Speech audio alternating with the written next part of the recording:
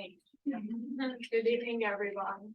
I'm Claudia Yagubi, the director of the Center for the Middle East and Islamic Studies and professor of Persian Studies. In the face of the recent terrifying news coming out of Israel and Palestine, it is essential to pause and acknowledge the profound impact of loss.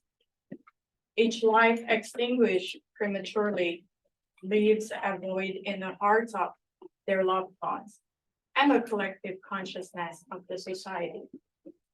To honor these lost lives is pay tribute to their unique stories, dreams, and contributions that were abruptly cut short. In honoring those who have passed, we can connect to our shared humanity and tap into a well of empathy that binds us together in the face of our deepest fears and sorrow.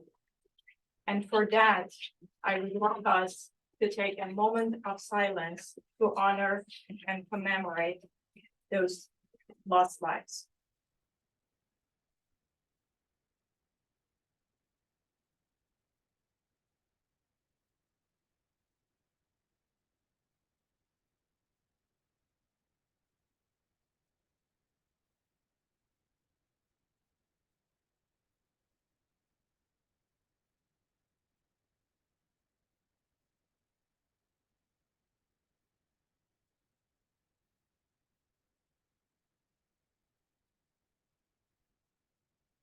Thank you. Today, in response to the events in Israel and Palestine, we have gathered together here with a few of my esteemed colleagues at UNC with expertise on various aspects of the conversation. We put together this panel in very short notice, and while we invited a range of faculty across campus with expertise, not everyone could be available. As an R1 university, it is our responsibility to hold these public conversations. And my hope is that we will continue these conversations in the coming weeks and months. I hope that today's conversation will give us some tools to take a moment to reflect deeply on where we are and what might come next. Understanding the history of this moment is of utmost significance as it serves as a crucial lens through which we can gain insights into not just the present, but also ensure an informed and responsible future. History provides context, shedding light on the circumstances and factors that led to this day, helping us identify the root causes and lessons to be learned. Understanding the history is also essential for acknowledging the pain and struggles of those who have been affected, fostering empathy and promoting healing. History reminds us that events are often interconnected. In short, a grasp of history is a fundamental tool for individuals and societies to navigate the complexities of the present and possibly the future. And that is our goal today. Now I'm going to hand it over to Dr. Micah Hughes, the Associate Director of the Center for the Middle East and Islamic Studies, to moderate the panel. Thank you.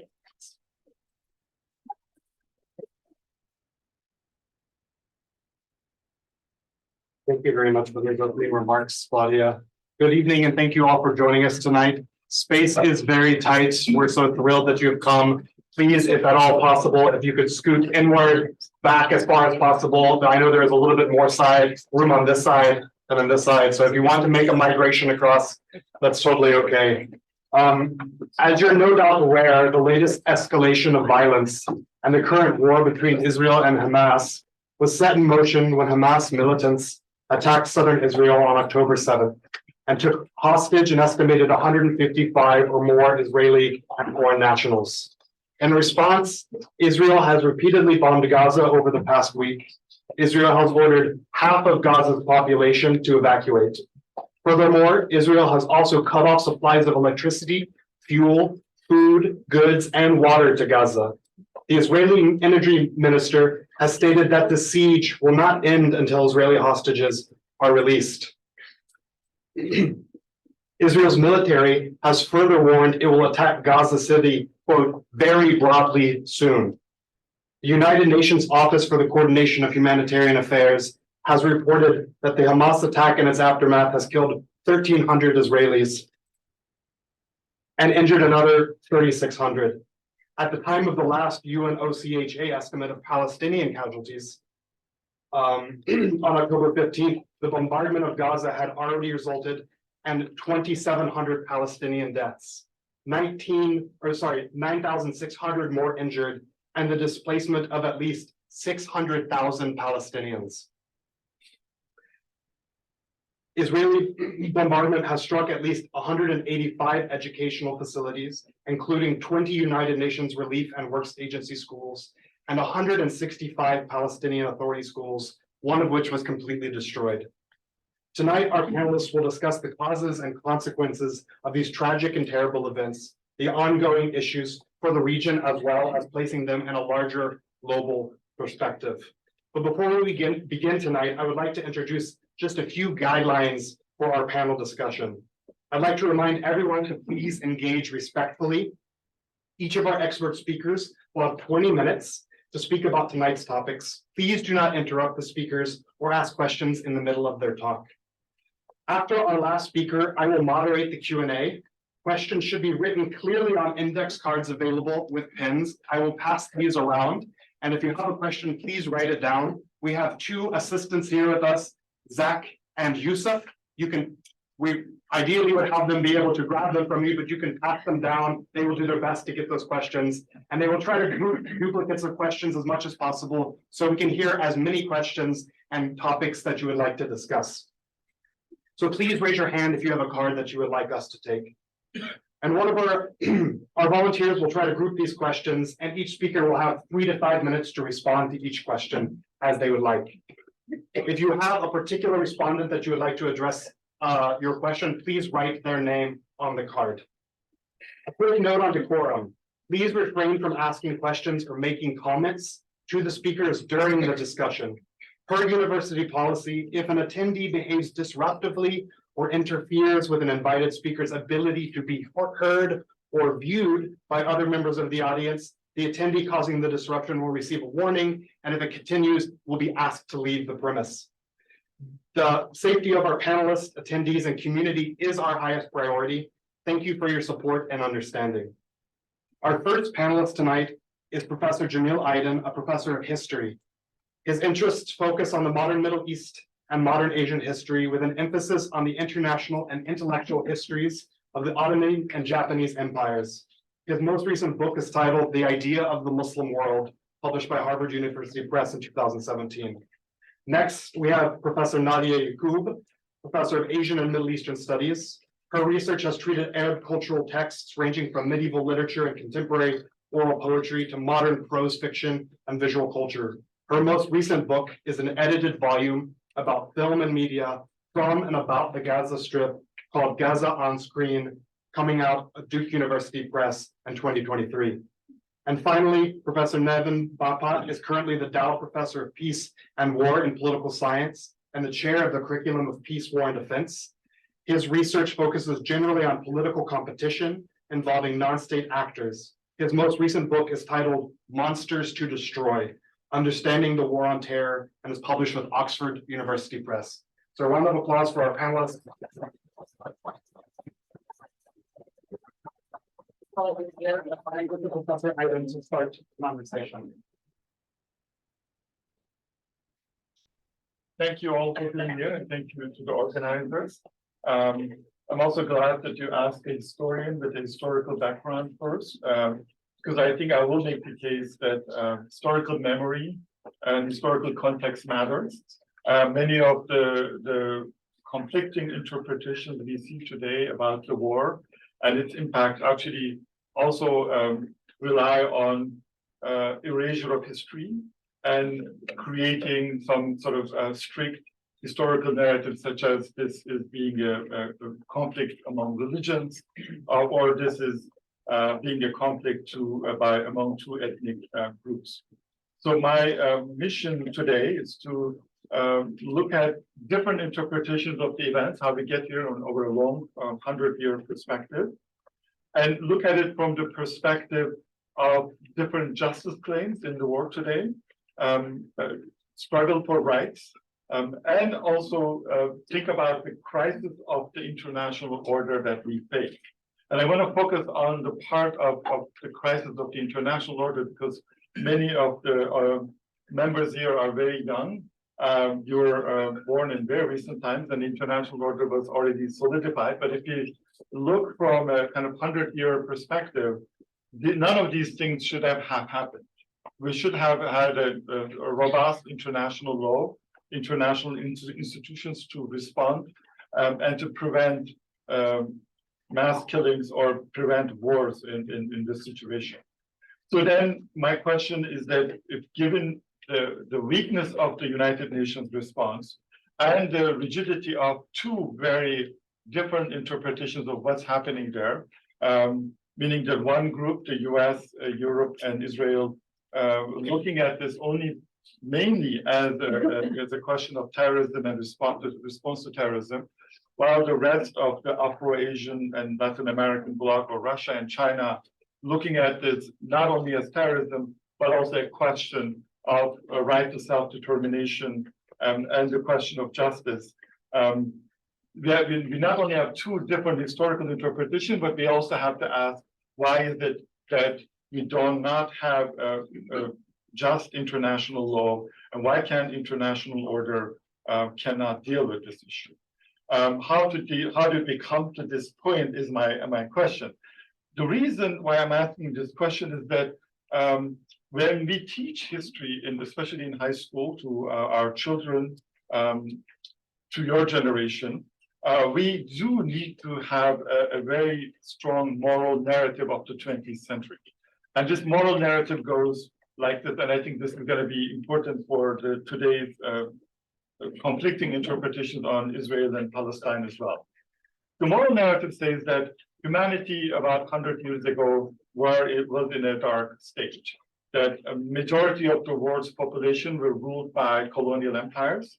Racism was common everywhere, not only in the United States, within Europe, but also in the way all the empires were justified in Africa and Asia. But then we say that despite the damage of these horrible conditions in World War I and World War II and in anti-colonial wars, at least humanity overcome and we created a much better, much humane world. We do know that, for example, United Nations passed resolutions of the Universal Declaration of Human Rights, and UN Resolution 1514 also affirmed every society's, that's a resolution in 1960, every society's right to self-determination, proclaiming colonialism and racism as a sin. So if that is the case, then why do we have problems that some societies do not have their own nations and still struggling for self-determination without a state? And the interpretations I want to get before the historical background rely on a division in the interpretation. So in the European part of the bedtime story, or the European American part, is that Western societies, yes, they did commit some atrocities and some bad things, which culminated in World War II and Holocaust. But the assumption is that the Europeans had a moral awakening, and they think that it will be never again, and they shunned their ancestors' wrong ways, and then created a triumphal democratic society that respects human rights. Looking back, of course, the interpretation from the Asians and Africans will diverge from this story. So their interpretation will be something like this: is that yes, Europe committed horrible things in World War II, and Holocaust is one of them, and this related to anti-Semitism, but European crime did not start there, and it also did not end there. The non-European interpretation is that there was racism, as we read mostly, mainly in Amy Cesar's book on Discourse on Colonialism.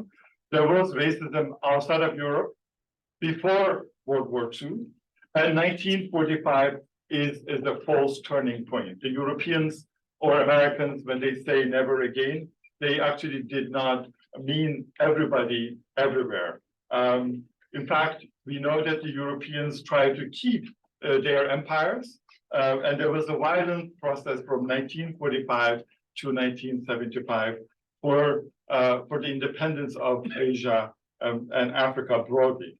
So the non-European narrative will say that the liberation of the world from the legacy of colonialism and racism is an achievement of anti-colonial solidarity in the struggles of the broader portions of humanity living outside of Europe.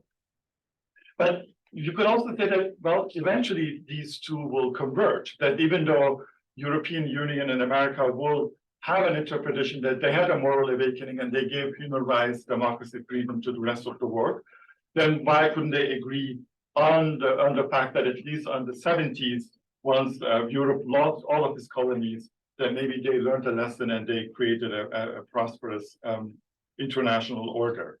The reason I'm saying these two interpretations that it will be relevant to the story that I will tell you in terms of Palestine in the last 100 years. I want to then shift from the Europe human rights racism question and the question of genocide and when we say it never again, just to focus on Palestine, and we'll get back to the big story.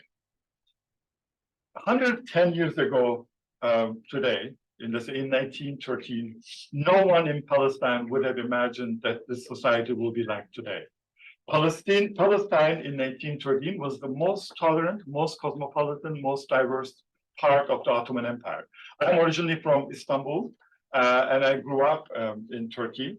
I will say that the Palestinians, as well as Arabs in general, were much more advanced in terms of their notions of tolerance, civic citizenship, and cosmopolitanism compared to the other parts of the Ottoman Empire. In fact, we have countless books talking about how Christian, Jewish, and Muslim Arabs in Ottoman lands believed in shared future and shared coexistence, and I think they wouldn't even have imagined that they would be separated in one day.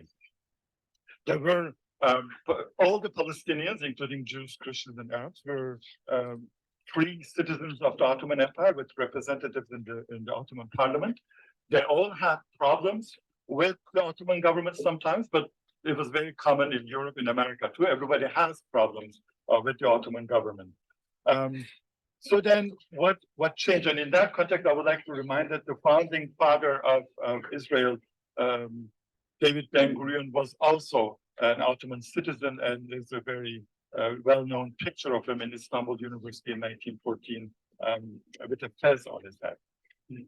Then what changed? The change is partly an accidental result of World War I.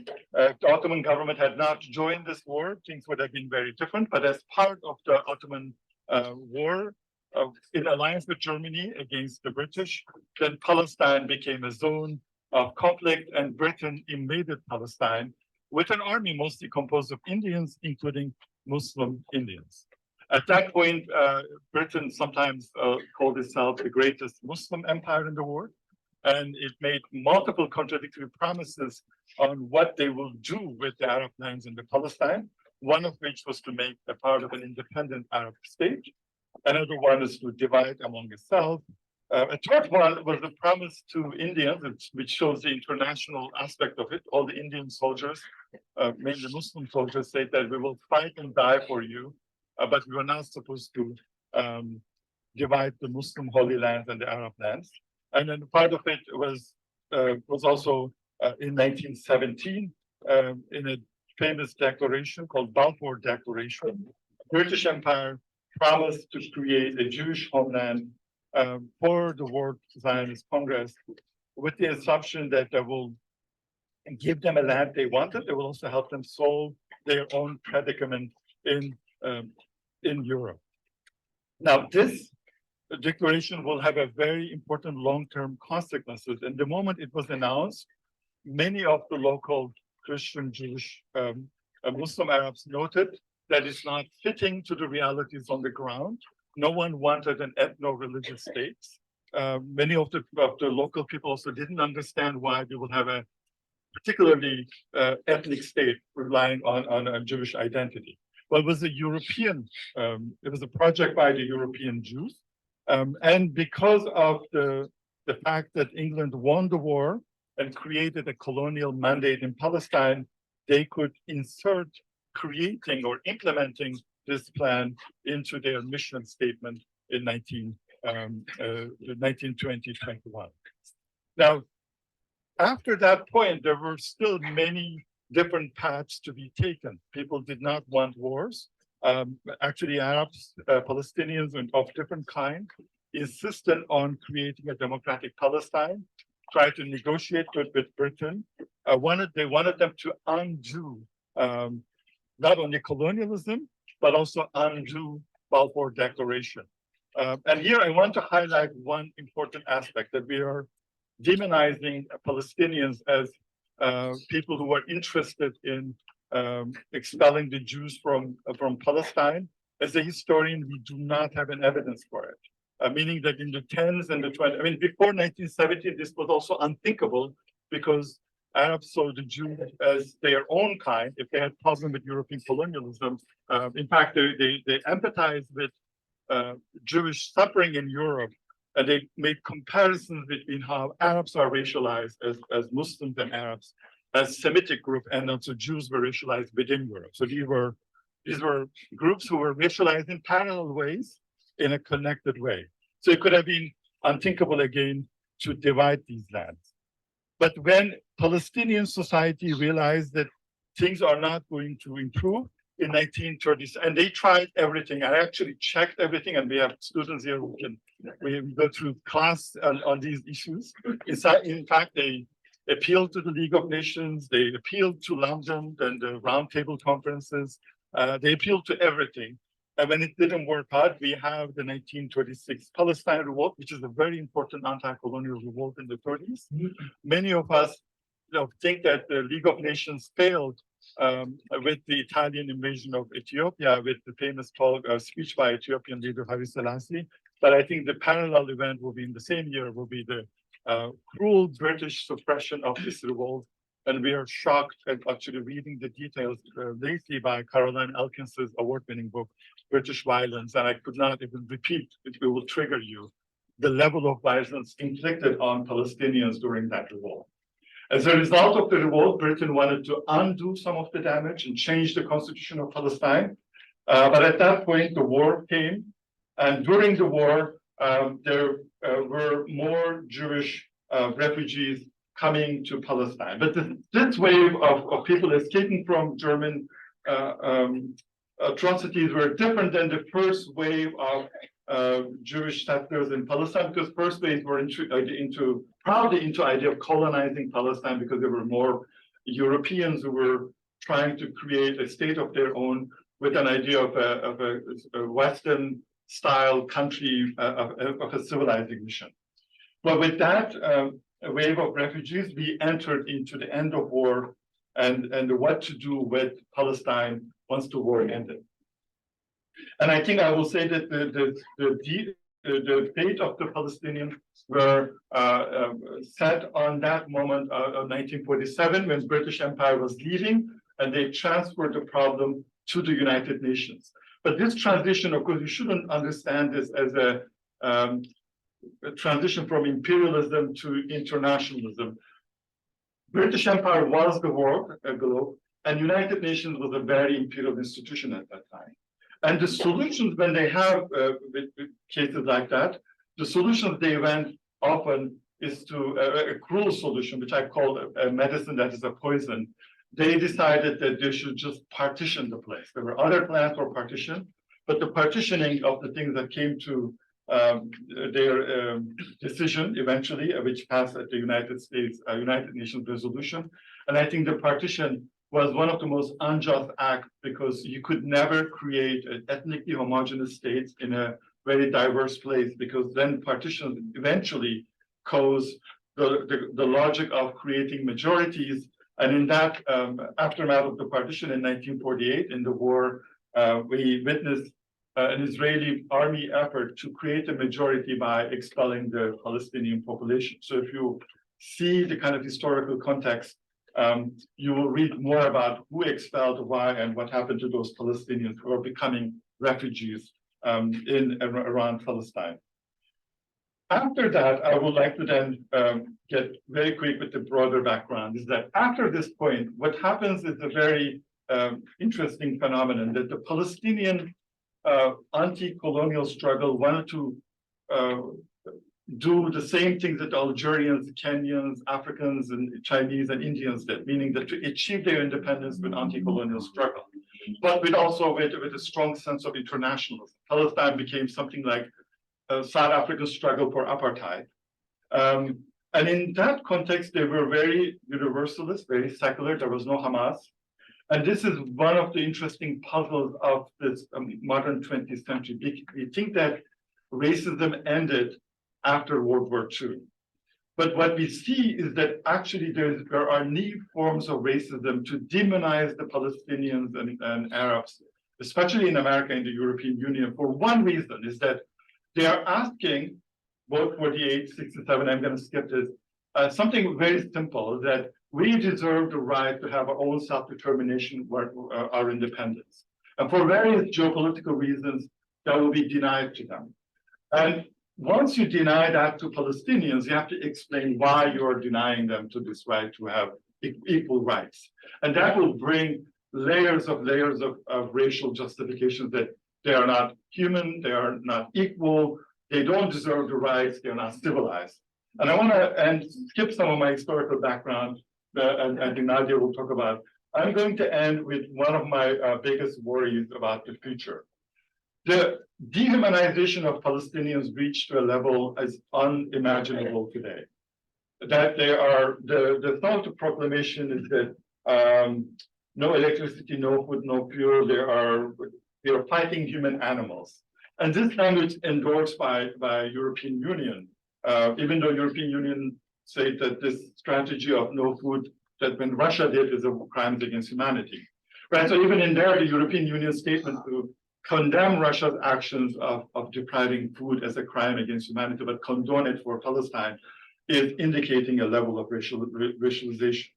And many people think racialization happens through skin color, but it does happen that way. But most common racialization in the history of genocide is the language of civilization and security. These two languages we have to pay attention. You will commit genocide only on people who are not fully civilized, but mostly in the name of security, of permanent security. And we had many more scholars working on these issues. So my worry is that this language of security is going to be a justification as a form of racialization for more violence and new forms of genocide that needs to be watched. So to conclude, what we are witnessing in Israel and Gaza is a long century failure of international governance mechanism and international order, claiming to be based on fair universal rules and values to respond to justice claims. And I think for our generation, our task is to think why this keeps being happening, what we can do as people living in America, which is actually a battlefield in terms of historical narrative, because from the 60s, 70s onwards, the battle of Palestine-Israel was actually in America, in universities, in newspapers and public opinion. And the core of the struggle is to how to interpret the events, and whether you dehumanize the Palestinians or you treat them as equal human beings deserving rights. And I think the answer to that question is still out there, and we know the dominant political answers, and I hope that our generation will do much better in our response. Thank you.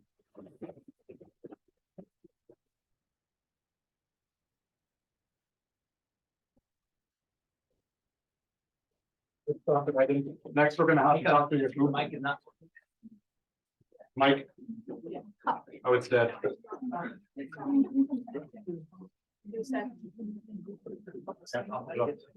Dr. Yakub will be speaking on the contemporary context, and I'll hand it over to Dr. Yakub now.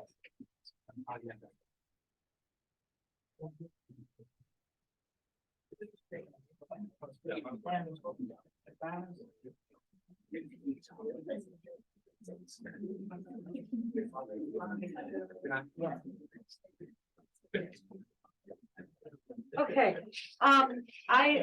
unlike Jamila and Navin, am going to be speaking a little bit outside my field of expertise. I do have many years of studying Palestine, and my last book is on Gaza, but I focus in my scholarship on literature and film, not on history or current policies or social movements, non-state actors. But what I'm going to do is just building on what Jamil just did, just give you a very brief really answer two questions. And one is, what is the Gaza Strip? How did it come into being? And what has been its brief history? And secondly, who is Hamas? What is this organization? And how has it developed over time? Because my area of expertise is really literature and film, I want to begin with a poem. This is a poem by a young poet from Gaza. His name is Mus'ab Abu Toha. He writes in English, although he's lived his entire life in Gaza, other than one stint as an adult here in the United States. His poetry has appeared in many prestigious magazines here in the United States. He won the American Book Award, the Palestine Book Award. He's been a finalist for other awards. Mus'ab Abu Toha lost 30 members of his family on October 13th. And so I want to begin by reading a poem from this collection. Things you may find hidden in my ear, for Alicia M. Presnell, MD. When you open my ear, touch it gently. My mother's voice lingers somewhere inside. Her voice is the echo that helps me recover equilibrium when I feel dizzy during my attentiveness. You may encounter songs in Arabic, poems in English I recite to myself, or a song I chant to the chirping birds in our backyard. When you stitch the cut, don't forget to put all these back in my ear. Put them back in order, as you would do with the books on your shelf. The drone's buzzing sound, the roar of an F-16, the screams of bombs falling on houses, on fields, and on bodies, of rockets flying away.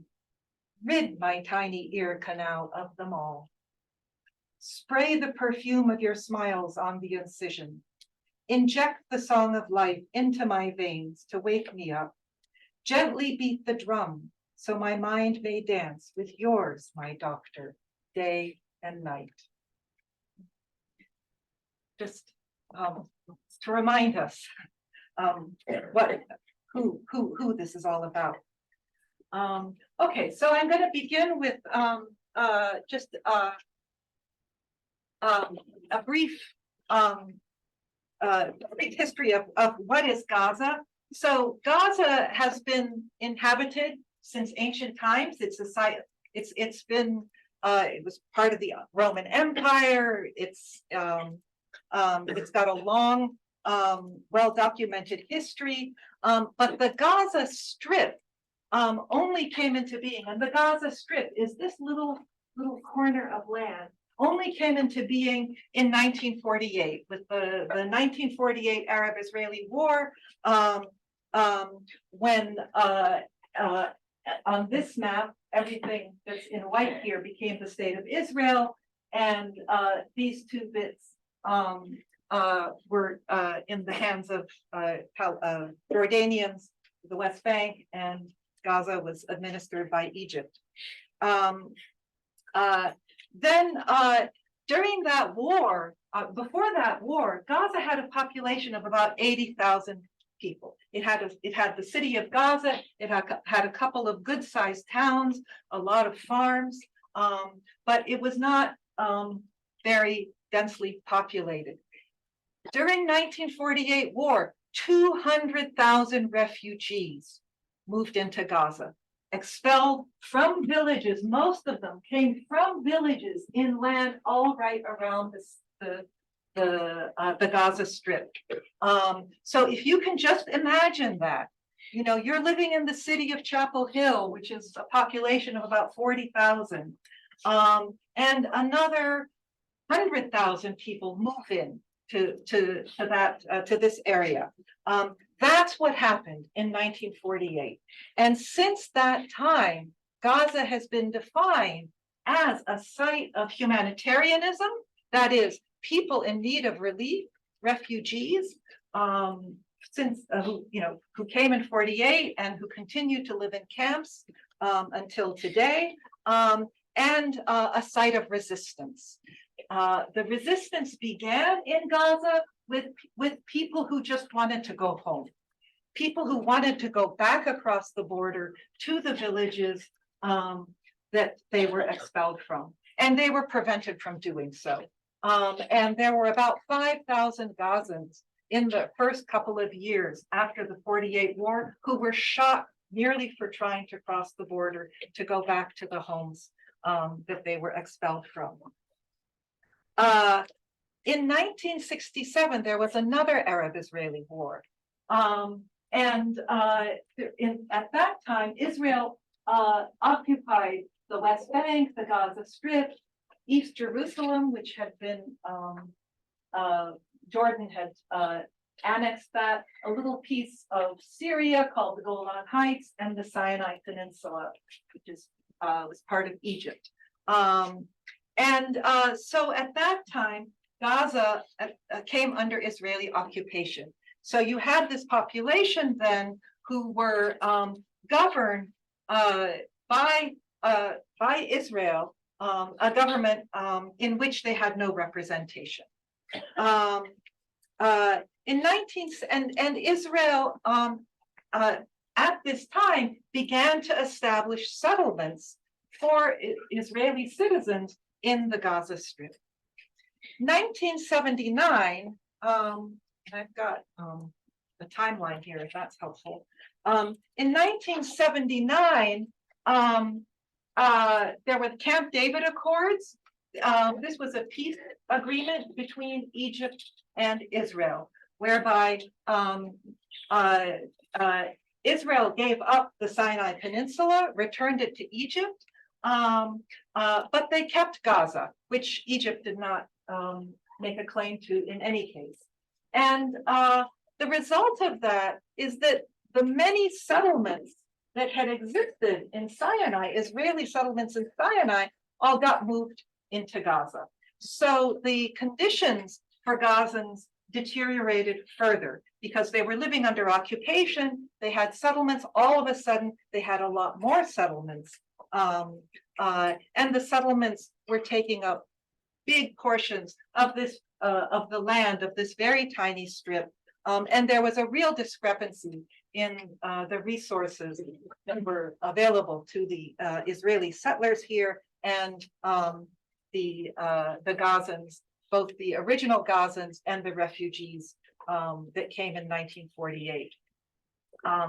And the other problem with the settlements is that following this logic of partition that Jamil mentioned, that meant there was always military there to separate the two, and in particular to separate to protect the security issue, to protect the Israeli settlers. So occupation 1967 becomes increasingly dire in all parts of the occupied territories. In 1987, there started what is usually called the first intifada. although actually in Palestinian history, it's the second intifada, but it's called the first intifada. And in this was a largely nonviolent uprising against the occupation. And it was sustained for many years. And its power actually contributed to the Oslo, the power of the resistance led to the Oslo Accords and a peace agreement between Israel and the Palestine Liberation Organization, which is this organization founded in 1964 that was widely recognized by Palestinians beginning in 1968 as its legitimate political representation. So the PLO and Israel agreed on certain terms. One of those terms was that the PLO, that there would be this entity called the Palestine National Authority that would be formed. They would get to govern in Gaza and in parts of the West Bank, but they weren't going to really be a government. It wasn't really going to be a state. They didn't get to control the borders. They didn't get to control the airspace. They didn't even get to decide who is a Palestinian and who is not a Palestinian. All of those powers remained in the hands of the Israelis. It became clear very early on that the Oslo Accords were a very bad deal for the Palestinians. And Israel actually used the Oslo Accords, particularly in the West Bank, to establish more settlements and to further restrict the lives of Palestinians by instituting this network of checkpoints and ID card systems and other things that made life really untenable for Gazans. And there was an official policy of de-development of the occupied territories. So like there could not be real economic prosperity in these regions. In many ways, the economy was controlled as well as the personal freedom of people. So the failure of Oslo to do anything to help Palestinians in the face of the occupation led directly to what is usually called the second intifada, which is really the third intifada. And the second intifada, direct result of the deterioration in Palestinian life. And this one was more violent than the first intifada, but it also, like the first intifada, it lasted for several years, and it led Israel to decide unilaterally to withdraw from Gaza. Gaza as the site, as I said, of humanitarianism and resistance. The resistance was too powerful. Israel decided, look, it's not worth it for this little piece of land. We're going to pull our settlements out, seal this territory off, and concentrate on the West Bank. And so that's what happened in 2005. In 2006, there were Palestinian elections. And for reasons I'll get to when I talk about who is Hamas, the Hamas, the party, the organization that whose military wing committed this attack last weekend, won the majority of seats in the Palestinian parliament.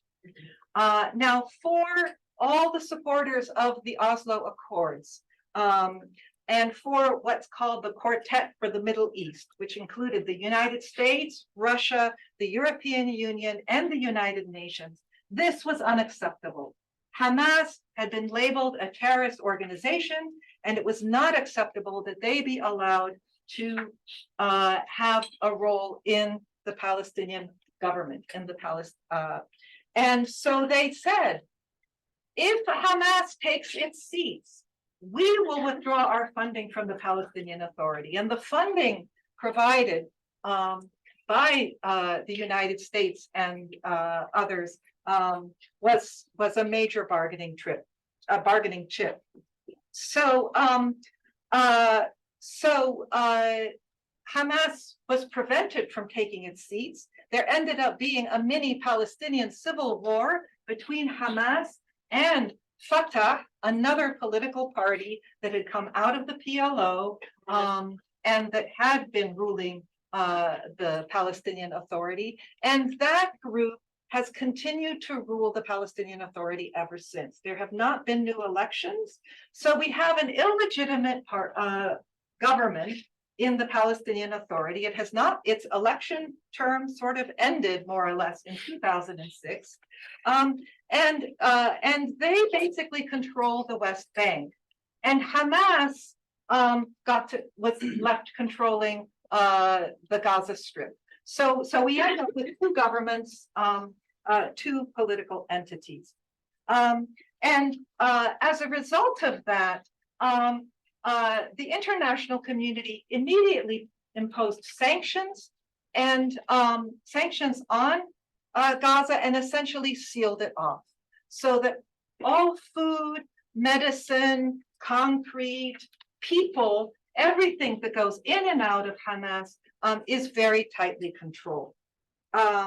And so that's been the case since 2007. So further de-development, this siege and sanctions on the Gaza Strip since 2007.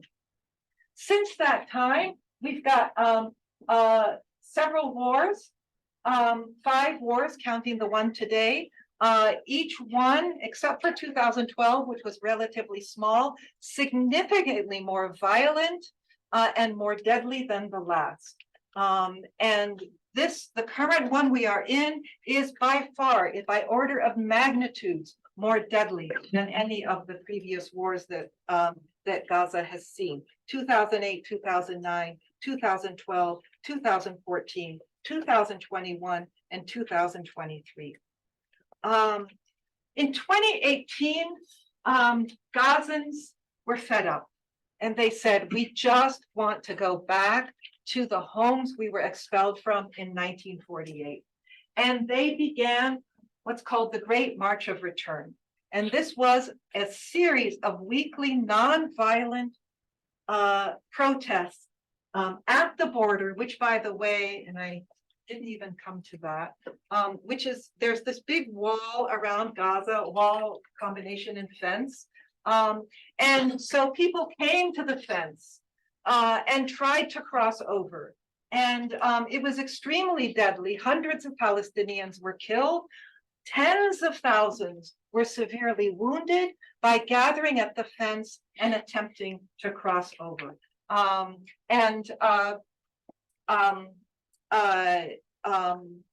This went on for 18 months, and the lethal nature of this action and frankly the lack of attention that it got from the international community, the Gazans decided to stop. It was not having any positive effect. I'm going to skip the current conditions because I do want to take 2 minutes to say who is Hamas. So Hamas has its roots in Islamic charities in Gaza. And this began with the Israeli occupation in 1967. And they got funding from other Muslim countries, mainly Saudi Arabia and Kuwait, to provide many of the services and things that people needed. And Israel was happy with this because then they didn't have to provide these services. And that's how Hamas grew. That's how it developed a positive reputation. And because it actually did do a lot of good for people. When the Intifada began in 1987, Hamas was organized and ready. They had all these charities. They also had been very active in labor unions and student unions and professional syndicates and things like that. So they were organized and they could support the resistance, the Intifada. They could provide the logistical support and so on, so that this nonviolent intifada could persist. And that's how Hamas developed its very positive, a relatively positive reputation. And Hamas opposed Oslo. So when the Oslo Accords failed, Hamas seemed like a real good alternative to Oslo. And I think I've run out of time, so I haven't come to how Hamas came to be labeled a terrorist organization and the other current developments, but maybe Navin is going to. No, I think we should. Yeah.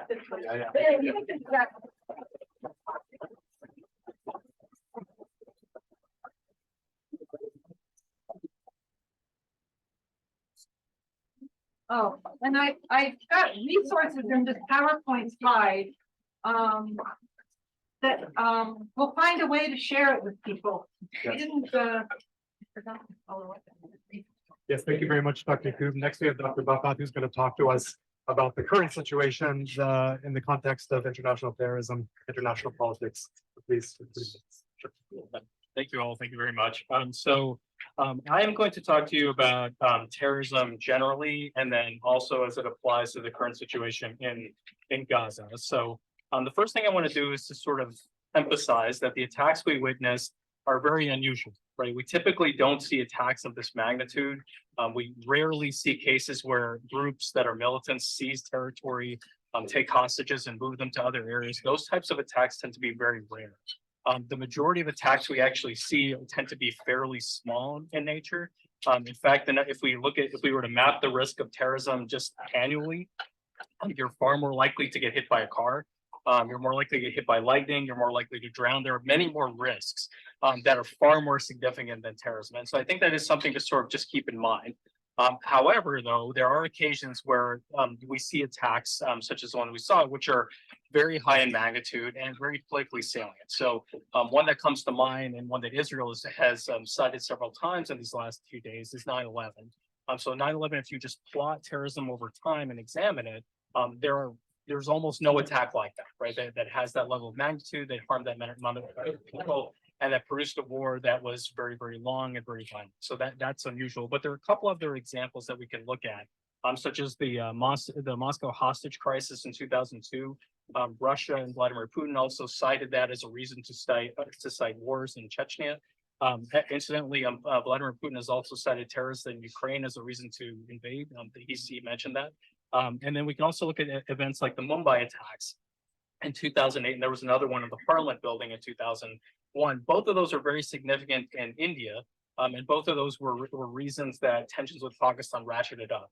So in these cases, including the ones in Hamas that we just saw with Hamas, what's interesting is that in some cases, terrorism is treated as a crime, just a crime, like any other crime, right? And in a sense, it's something that's investigated.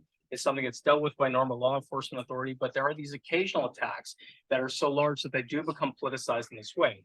And they do get treated as wars in a sense. So I think the question is, why do some of these events get treated like wars?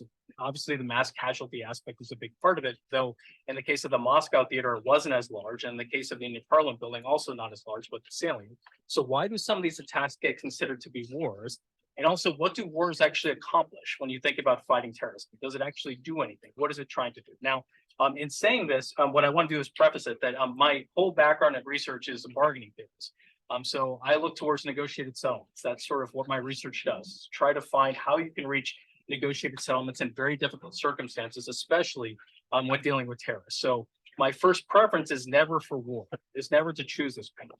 But having said that, this is something I've studied quite a bit to try to understand why we see it and what does it actually accomplish. So in looking at it, what I can say is there's a couple of different reasons why you might see governments choose war. One of them might be just sort of gravitating towards psychological response, right? That if you get harmed in a certain way, there's sort of a just innate response to try to lash out, to try to impose costs on the individual or the group that did this. So it could be a psychological one. Another one that's cited often in the literature is that this is a response of particularly democratic states, and this is a popular policy, and politicians try to do what their constituents want, and if they want revenge, they will try to feed that sort of motivation, even if that doesn't have any sort of strategic value. And a third one is that perhaps there is a strategic value to it. Perhaps there's a reason to try to engage in these conflicts. Perhaps there's something in addition to looking at terrorism and trying to suppress terrorism, there's an underlying reason to try to engage in a counterstrike in this way. So that might drive the response. And then a final one we could try to think about is maybe that violence is a strategy to get towards peace. Right, and that sounds contradictory, but maybe what it is the case is that in order to get any group to come to the table, there has to be this episode of violence before. So those are different things that were talked about. So of those four explanations, what I think we can think about when we apply to the current situation in Gaza is to think about how successful the strategy that Israel is adopting towards Gaza and responding towards the attacks that it experienced, how successful would it be on any of these dimensions? Right. So would it be successful, perhaps, in trying to retake some of the territory that they lost? Right. And so if we think about Israel's objectives, there's probably several of them, and they're not mutually exclusive, so they can overlap. One of them might be to retake some of the territory that Hamas was able to take from them in the initial attack. Another one might be to free the hostages that were taken. Another one might be to disarm Hamas completely, which is Israel's stated goal. And then another one might be to deter any terrorist attacks that might come in the future that mimic Hamas in some way. What I'll make the case to you is that on some level, some of these strategies might be effective, like retaking territory, they can be. But on the majority of them, they don't succeed when we look at the empirical literature. Right. And so when I've looked at the data, and I've looked at this a lot in 20 years of studying terrorism, on most dimensions, these strategies will not accomplish any of those things. So they won't typically free hostages. There's a chance that engaging in violence can free hostages. There have been some cases where this does happen, such as the Entebbe raid that happened in 1976. And also there was an episode in Peru in 1997 where there was a freeing of hostages in that. But we can look at other cases like the 1979 effort to free hostages during the hostage crisis with Iran, where it did not work. And part of the reason is that when you use force to try to free hostages, you're always introducing some element of risk, right? You cannot guarantee that things will go as planned. And given the nature of military operations, they often don't. And then you add to it the vulnerability of hostages. That is an easy thing for any group that has them to start eliminating. And they probably want to eliminate all of them at once, but it's easy to start eliminating some of them at a time, right? So in a sense, that strategy to use force to try to free hostages might not be the optimal choice. If we look at trying to retake territory, yes, militaries are very good at retaking territory. Conventionalists can seize territory, can remove groups that are there. But is that solving the underlying problem that led to this conflict in the first place? Retaking the territory, the sum of this. But again, if we have the same situations that our two speakers have described, where since Gaza is behind this wall, where there's still these types of problems, is that solving the underlying causes for why we saw military action in the first place? And the answer is military force doesn't do that either, right? So it doesn't accomplish that part of it. So if we think about what is actually, since we look at the data, is it the case that military force actually defeats terrorist groups? Can it do that? An interesting point I can tell you is that typically terrorist groups fail on their own, right? If a group is truly a terrorist organization, they tend to collapse typically within 4 to 6 years. And they're very ineffective at accomplishing any of their strategic objectives. Most groups don't accomplish anything, right? I think that sort of the maximum estimate as to how successful they are is about 10%. And it can get down to 2. And in one study, which you never see in empirical literature, you saw 0% for successful. That just never happened. So since in the overall picture, if you look at how effective these groups are, they don't tend to be effective. And when we look at the amount of casualties they inflict, they typically don't inflict a whole lot. So these groups by themselves don't pose a giant strategic threat. But yet when you use military force against them, something that happens is you change incentives. One of the biggest problems that terrorist groups have is something called a collective action problem, which is that there's an incentive for individuals to say that they'll participate in a group to try to get that social joy and social acceptance. But when it comes time to actually doing anything, or comes time to actually supporting the group in any type of way, they just don't do it, right? There's no reason for them to do it because there's no punishment. But if it's the case that individuals are facing a massive military attack, if they're facing retaliation, if they're facing collective punishment, regardless if they participated or not, if regardless of their free riding or not, they're going to be punished. Once you create that set of incentives, there is a real sense choice that people have. They can stay out of the group and be vulnerable, or they can participate and try to get some chance that they can save themselves. And so in that sense, collective punishment creates incentives to actually strengthen these groups. And an important thing to bear in mind is that in my studies of terrorism, and not just mine, and generally in the field, terrorist groups tend to be strategic, right? You might not think of them that way. You might typically think of them as psychopathic or insane, but they tend to be strategic. And one of the things that they hope to do oftentimes is try to provoke governments into engaging in indiscriminate violence, which solves their collective action problem for them in effect, right? So that gives them a chance to survive when most of the time they're not going to. And if that type of behavior happens, it gives these groups a chance to start demonstrating that they're powerful, demonstrate that they're capable, try to attract perhaps foreign assistance, either from individuals outside of the state or from foreign supporters. All those things can help them potentially survive. So in that sense, any sort of response that's military can work in their favor. Now, there's always a risk if terrorist groups do this, or if militant groups do this, that they can get destroyed in the process. But something to bear in mind is if they do get destroyed in the process, what comes after them? The same incentives that were there that cause people to gravitate towards that group are still there, right? If these individuals are facing indiscriminate responses by a government, there's still that incentive to form another militant group and then another militant group. So there really is, in a sense, no end to that, right? Unless the underlying conditions are solved that caused conflict to arise in the first place through some form of negotiation, that incentive to continue to form these type of resistance organizations never goes away in that sense. So that keeps on happening.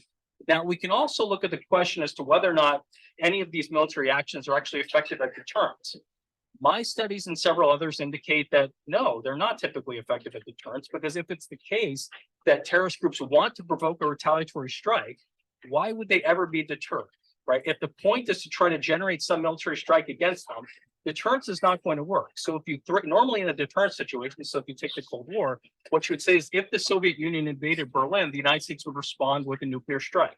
But if it's the case that the group you're dealing with actually wants the strike to try to mobilize itself, then that's not going to do any good either. And so if we then come to what is Israel accomplishing with its military action right now, likely they will clear out the areas that Hamas took within Israel, within the defined territory of Israel. But then what, right? We've heard about the rhetoric, right? We've heard about what they've, in a sense, how they've described the Palestinians. That can only mean collective punishment. That can only mean that everybody that happens to be in Gaza is going to suffer for what Hamas did. And Hamas does not represent all of Gazans, right? But everyone is going to suffer as a result of it. And we've heard that Palestinians have been dehumanized. We've heard that they've been called animals. We've heard that this is going to be a brutal war. What we're also seeing is population displacement. We're also seeing efforts to try to push the Palestinians off their territory. So what is this going to do ultimately, right? Well, one thing that can happen in a sense is that Israel can continue to engage in these actions, can continue to try to push the Palestinians off their territory, continue to try to punish them collectively. But does that solve the underlying problem that caused the Palestinian backlash in the first place? Does it solve all these historical issues that have sort of been papered over as Israel has dealt with them? And the answer is it doesn't. Right? It doesn't really solve any of that, right? It's not going to necessarily free hostages because, again, hostages are vulnerable. It's not going to stop repeated attacks because it's only encouraging war in that sense. And it's not going to fundamentally put an end to the conflict because the incentives to engage in the conflict still exist. In fact, they might be more if Israel engages in these indiscriminate strikes. So what is, I think, the solution to that? How can we then move away from this sort of cycle that's been going quite a bit from Israel since Israel's history and since the state of Israel was formed, and we've observed it several times since Hamas was formed in 1987. How do you get out of this cycle? The only way I would say to you that it can get out of the cycle, and again, this is my bias as someone that studies bargaining, is to talk, is to negotiate, right? Now, that might seem very, very far-fetched right now, and I think it probably is, right? I would concede that. And it's also a strategy of terrorist groups to make it seem like you can't talk to them, that they're very extreme, because they tend to be very weak. And in a bargaining situation, if you're very weak, you don't get many concessions unless you can demonstrate that you have significant results. So that often is the case that that strategy exists, which makes it difficult.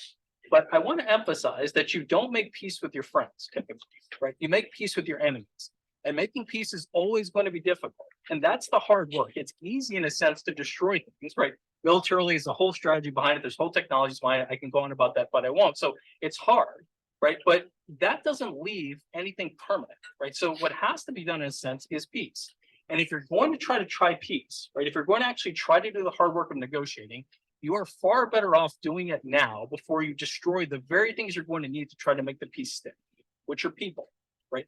Ultimately, a state and a territory, their best resource is going to be their people.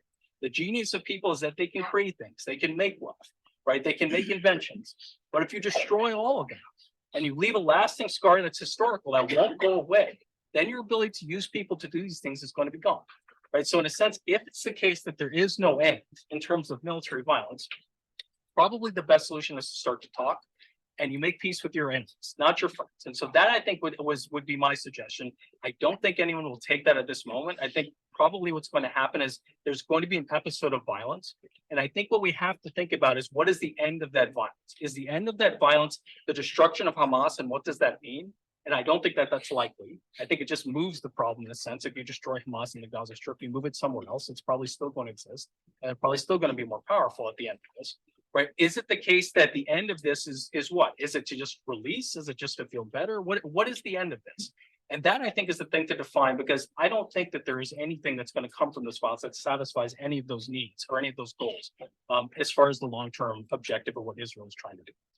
So I will stop early so we can take questions. Thank you.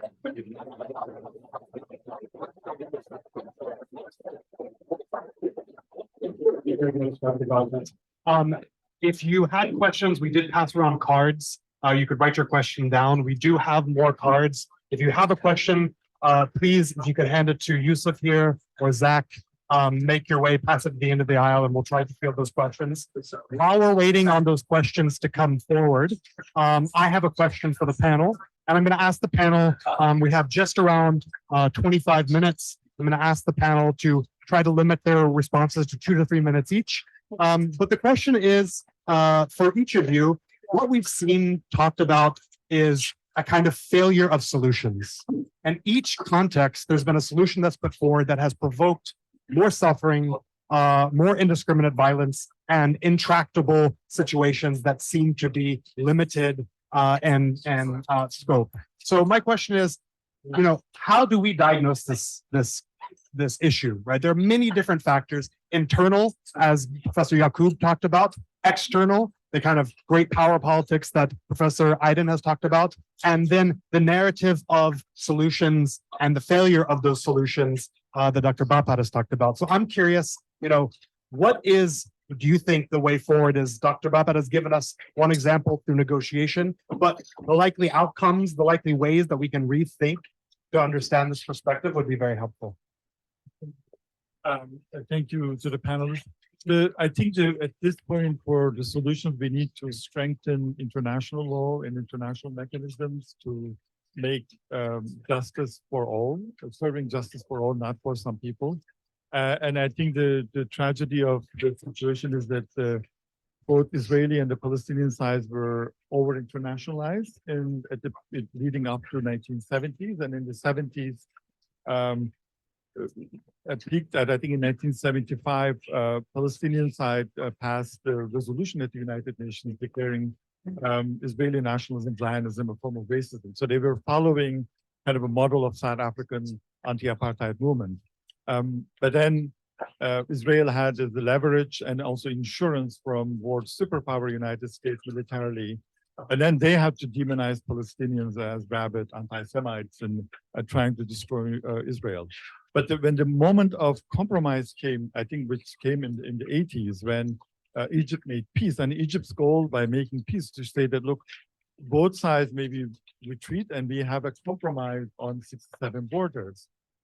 Then there was a chance for peace. But at that point, then, because Israel already ensured its policy with American unlimited and unconditional American support, whatever they decide, and America was the world superpower who won the Cold War, then there are less incentives to make compromise to make peace.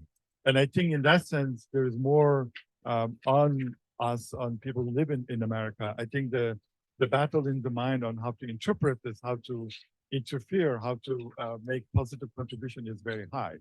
Obviously, occupation has to end. I mean, why is there even an occupation after 70, 75 years? Why is there, I mean, the things that are actually, if you ask a simple question, why is it even happening? There are answers.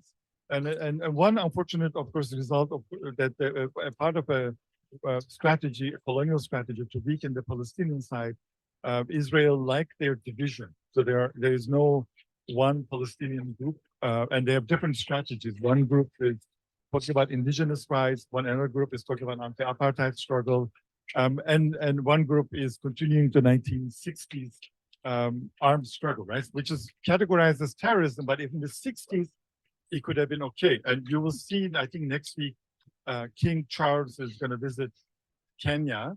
And there's a very famous case that the Kenyan freedom fighters were categorized as terrorists and whose families put in concentration camps.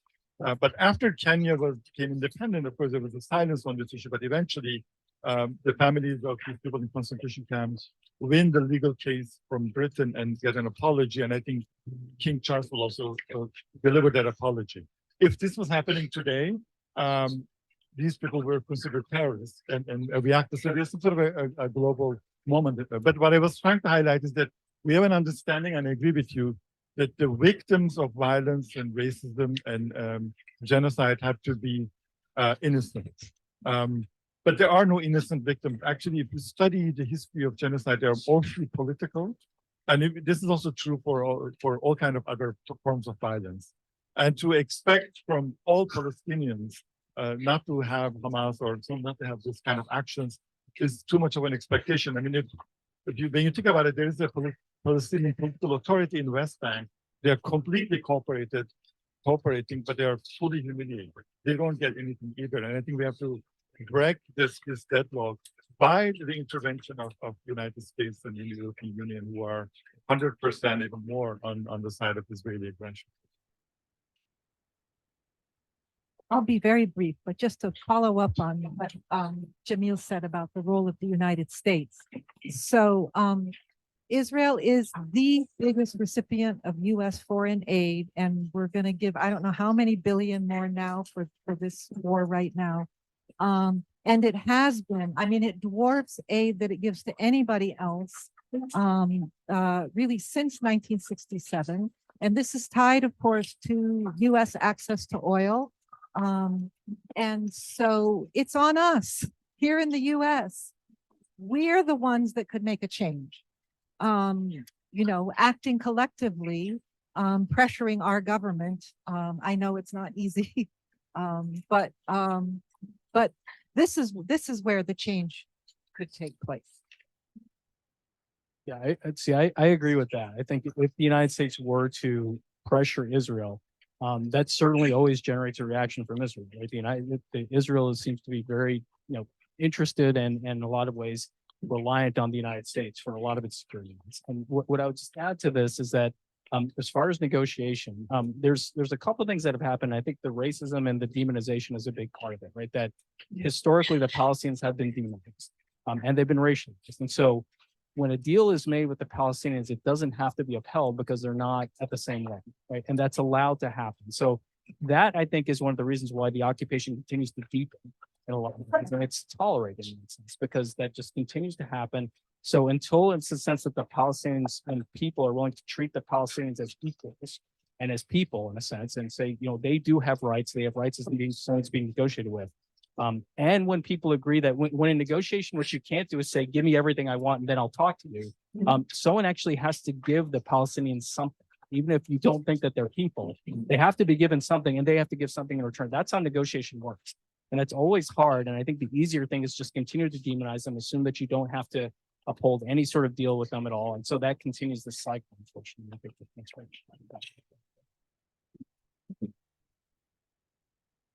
We have a few questions here, and I'm going to try to group them together as much as possible because there's a lot of overlap. The first question might go back to what Dr. Kube was speaking about, the history of Hamas as an organization, and I'd like to give you a minute or two to make some comments about that. But this also applies to what Dr. Bapat was saying. The question is, many within the international community would classify Hamas as a terrorist organization. However, given its history, can this label be applied? And if so, what characteristics make it a terrorist organization? And then a corresponding question, you often hear in foreign policy rhetoric, you can't negotiate with terrorists. What does that mean for this conflict? What does it mean for the American response, support for Israeli response to the Hamas attacks? So I'll start with that question.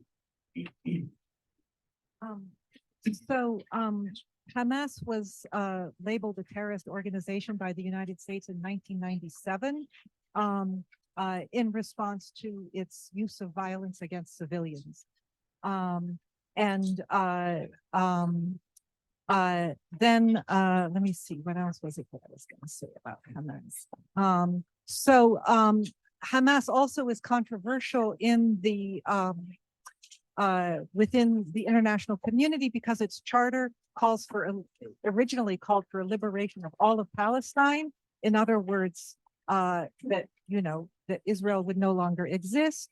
And it also originally included, anti-Semitic language. But Hamas actually amended its charter in 2017. It eliminated the anti-Semitic language. It also put in language to the effect that that they were fighting for a state within the 67 borders. In other words, the West Bank and the Gaza Strip in East Jerusalem. And in fact, Hamas wrote to George Bush in 2006, offering, saying, look, you know, we'll negotiate with you for a two-state solution, and never got a response. So, so that was, that's more or less the rest of what I wanted to say about Hamas. And I'll let you answer the question about terrorism. I mean, I have thoughts, but not as a terrorism expert. So the definition of terrorism is very specific. That's right. It's an attack by a non-state actor, meaning states can't be terrorists. So attack by a non-state actor against non-combatant targets for the purposes of influencing a larger audience than they needed. So it has to be political. So in that sense, have there been things that Hamas has done that could be classified as terrorism? Yes.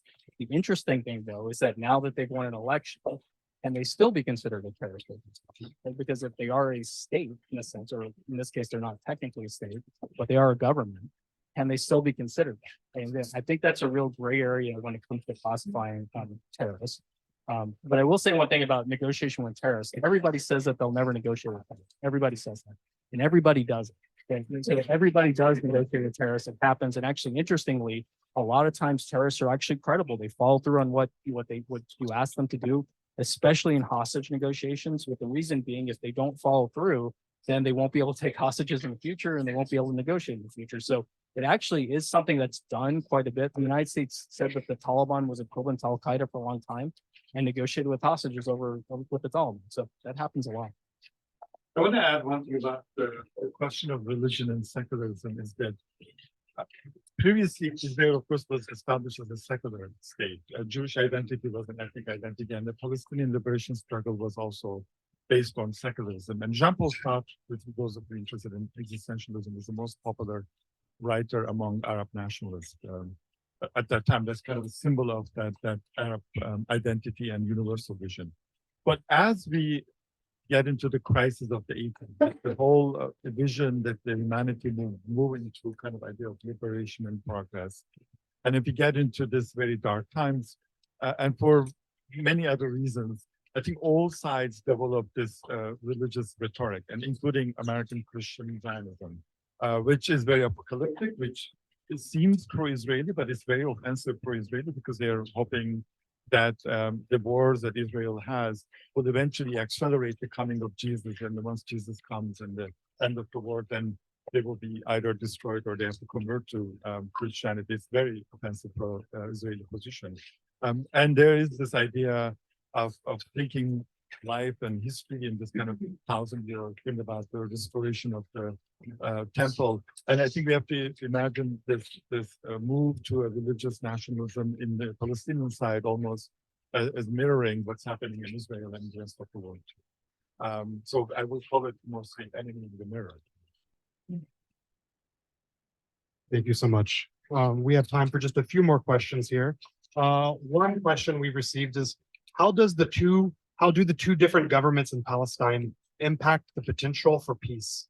Does there need to be a unified West Bank and Gaza for peace, or a unified Palestinian political party to achieve this peace? Which could, I think, come back to what is, the two-state solution, the one-state solution. What are ways that this could be achieved? Another question that I want to bring up in relation to this is, what are Hamas's strategic goals currently? What are Fatah's or the Palestinian Authority's strategic goals? Are they commensurate with each other? Are they incommensurate? And what is the Israeli state's goal in, massive expulsion of people from territory? Do they wish to claim that territory back? Will they return that territory? Is there a kind of clear vision in mind that we can discern at this point? And that's for anyone on the panel. No one was named. Well, let's see. One thing I wanted to say, we cannot take our eye, things are happening in Gaza now, but we cannot take our eye off the West Bank, which is, one of the things that's been going on since this new very right-wing Israeli government was elected in 2022 is this ramping up of violent activity in the West Bank and Jerusalem, really a kind of ethnic cleansing that just speeded up with this election. And it's continued in the last week. 52 Palestinians have been murdered. Two more villages have been depopulated in the West Bank. So, and the West Bank is part of, the ancient land of Israel. The Gaza Strip is not part of the ancient land of Israel. So for the zealots, that's the prize. The West Bank is the prize. And so I don't know whether that's a goal. I don't know what Israel's goal is exactly. I believe that Israel just wants the whole pie and wants all the Palestinians out.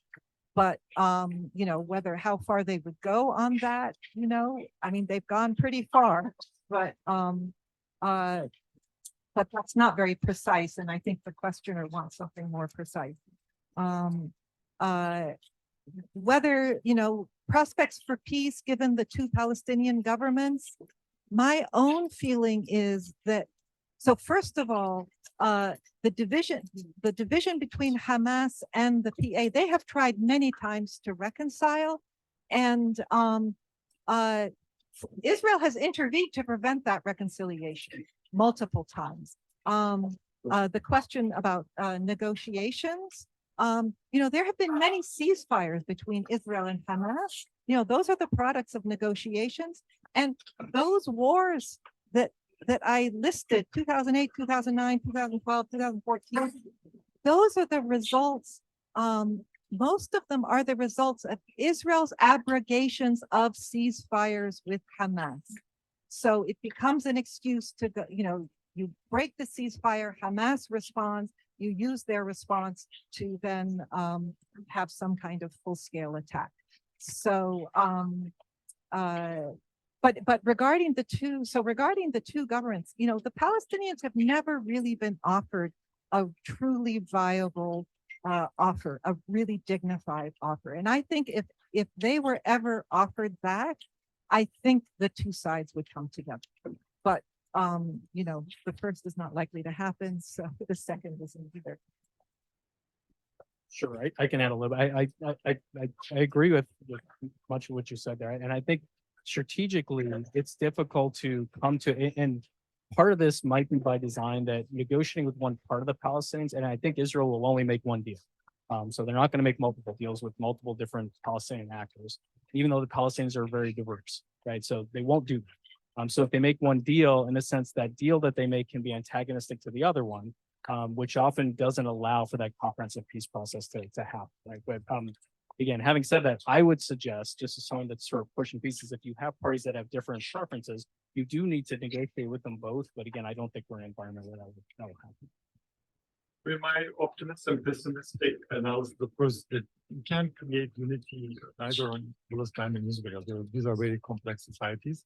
But what happens in Israel, as we have seen recently, is that there was a lot of anger against Prime Minister Netanyahu. But Americans and European support for Israel actually gave them the kind of sense of unity and security. That's why Joe Biden's picture everywhere. In Israel, and because then it gives them a sense that there's a protection, there's a safety of the American army. If the second part was there, that your biggest protector was ensuring your safety, will also pressure you for compromise, for a just solution, could have worked very well. In Palestinian case, we don't have that. I think with the collapse of the Afro-Asian bloc that Nasser represented, and their military defeat, I think we don't forget that actually they were militarily defeated in 67.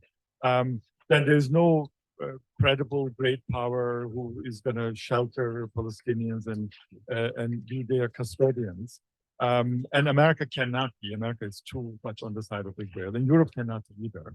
And there's no one else. And I think that's one of the things that the one side is now extremely weak. And if you're weak in those conditions, and I have worked on African liberation movements, and you may have worked on other things too, if you are one of those. I mean, imagine Ukraine without European Union and America supporting them. What would have happened?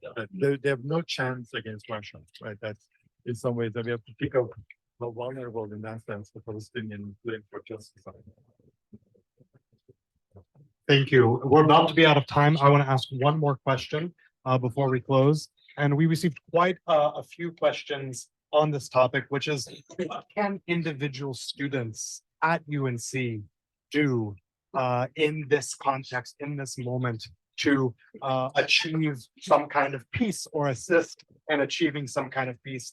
How can students prepare themselves to analyze the media that is coming out about this issue, the way in which it frames the issue? How do we increase literacy in that way? And what can students do alongside professors, staff members, and the community to help those who are mourning the loss of their loved ones at this time? So please, anyone who'd like to take that question. Well, I think there's a lot you can do. You've already begun because you're here. So you're educating yourself. So that's the most important thing to do as students. And then, talk to people, talk to each other, reach out, join an organization. There are all kinds of, it's every little bit can help. When I was a student at Berkeley, I was a member of the Committee for Academic Freedom in the Israeli occupied territories.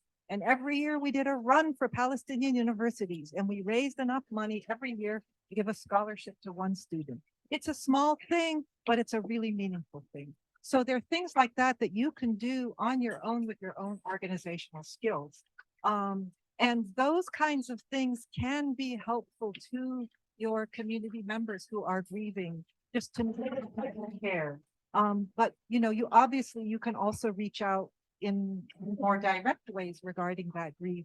Just take someone out for a coffee, pat someone on the head, pat someone on the back.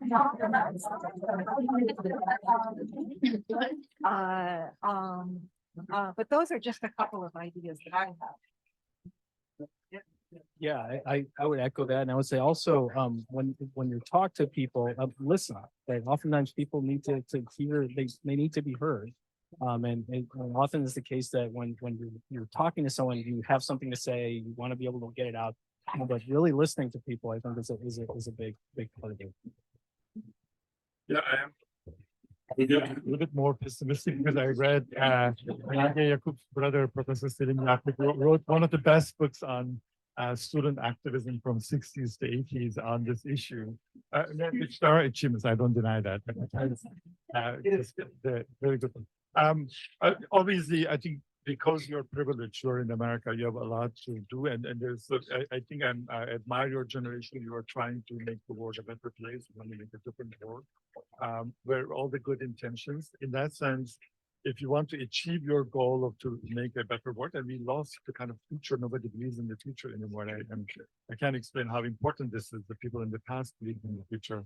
And we just, sometimes people don't care. People who care is wonderful. And then people who care also need to pay attention to different justice claims, their historical basis, and try to change the narrative and the political alliances and try to understand why this country is so much into unconditionally supporting Israel, which is also not helping Israel, right? That sometimes, like in today's case, grief is sincere, but grief is also very weaponized in this case. They have to recognize the sincere aspects of the grief, but also understand why grief should not be weaponized to racialize other or destroy them. Why security cannot be weaponized to create new genocide. And we have witnessed this, if you want to be very strategic, if you talk to your Congress or Senate members, that we have witnessed how wrong things went in the last 20 years when America had the global war on terror. And it was insane, as you study this, right? And it achieved nothing. It achieved nothing other than destroying every achievement we have in terms of international law, international order, international institutions. then everything that America destroyed and being used by Russia and China and all the other bad actors who would also try to destroy their enemies. But the most tragic case was that everything Russia did when they invaded Ukraine was actually copying what America did when they invaded Iraq. One word to word, like depicting Ukrainians as terrorists and Nazi and all kind of things. And we really need to break that that what we call conceptual pollution, the narrative pollution, and create a clarity, but insist on our shared values of human rights and dignity. Thank you. Well, thank you very much for attending.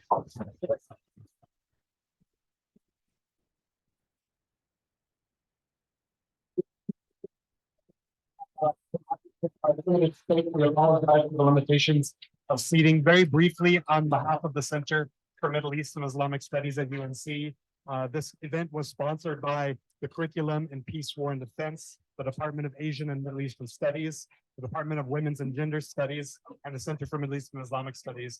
So on behalf of all of these centers, thank you for attending, and we hope that you'll be able to take this information further into your classrooms, into your communities, into your conversations, and think more critically and seriously about what's happening currently. So thank you again, and take care of yourselves.